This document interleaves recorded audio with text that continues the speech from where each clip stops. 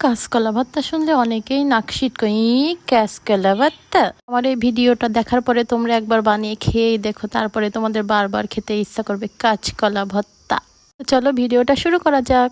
আমি 4 পিস কাঁচকলা নিয়ে নিয়েছি। এরপর তার সামনে আর পিছনে ভালোভাবে কেটে ভাবে ওভেনের পরে বসিয়ে দিয়েছি। কলাগুলোকে ভালোভাবে পুড়িয়ে নিতে হবে, এপিট ওপিট ভালোভাবে পুড়িয়ে নিতে হবে। আর সাথে আমি দিয়ে দেবো 3 পিস চিংড়ি মাছ। কলাগুলো এপিট ওপিট পোড়ানোর পরে একটা কাঁটা চামচ ঢুকিয়ে দিলে যদি এভাবে ঢুকে যায় বুঝবা কলা সিদ্ধ হয়ে গেছে। কলাগুলোকে খোসা ছাড়িয়ে নিয়ে নিয়েছি। কিছু উপকরণও নিয়ে নিয়েছি। এখন কড়াইতে একটু তেল দিয়ে তাতে একটু জিরা ফোড়ন দিয়ে নিব। তারপরে সেই রসুনগুলো দিয়ে ভালোভাবে লাল করে ভেজে নিব। তাতে চিংড়ি মাছগুলো দিয়ে ভালোভাবে লাল করে ভেজে নিতে হবে। তারপরে পেঁয়াজ ঝাল দিয়ে তাতে হলুদ লবণ দিয়ে দিতে হবে। সমস্ত উপকরণ ভাজা হয়ে গেলে তার ভিতরে সেই কলাটা দিয়ে দিতে হবে।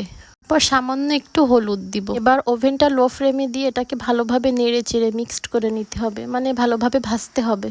যখন এমন ব্রাউন কালার চলে আসবে তখন ওভেনটা অফ করে দিলেই হবে, আর ভাজার দরকার নাই। এটাকে চুলা থেকে নামিয়ে একটু ঠান্ডা হলে এটাকে ভালোভাবে হাত দিয়ে ম্যাশ করে নিতে হবে। যত জোরে পারবেন তত জোরে এটাকে ম্যাশ করবেন। আমি তো আর লোভ সামলাইতে পারিনি, তাইতে সাথে সাথে ভাত দিয়ে মেখে খাওয়া শুরু করে দিচ্ছি। এতটাই টেস্ট হয়েছিল, পারলে একবার বাসায় বানিয়ে খেয়েই দেখবেন। ভিডিওটা ভালো লাগলে লাইক শেয়ার কমেন্ট করে দেবেন। সবাই ভালো থাকবেন। আল্লাহ হাফেজ।